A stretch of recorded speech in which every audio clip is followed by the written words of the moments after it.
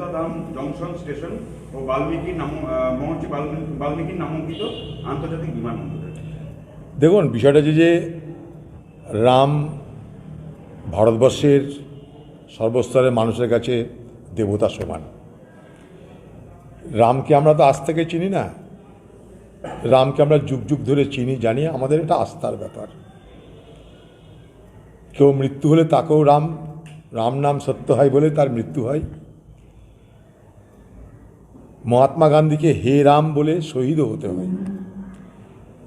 এখন ব্যাপার হচ্ছে যে রাম মন্দির নির্মাণ হচ্ছে সুপ্রিম কোর্টের ফয়সলা বা সিদ্ধান্ত নেওয়ার পর, তাতে কারো কোনো আপত্তি নেই। কিন্তু সবাই আমরা এটা বুঝতে পারছি যে রামের নামে শুধু রাম মন্দির নয়, রাম মন্দিরকে সামনে রেখে কিন্তু একটা রাজনৈতিক দল তার মতন করে প্রচার করতে নেমে গেছে ময়দানে।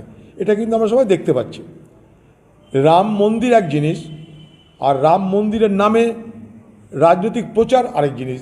দুটোর মধ্যে মিশ্রণ হলে রাম মন্দির তার যে মাহাত্ম্য সেটা কিছুটা খাটো হয় বলে আমার একটা ব্যক্তিগত অনুভূতি, এটা ব্যক্তিগত মতামত।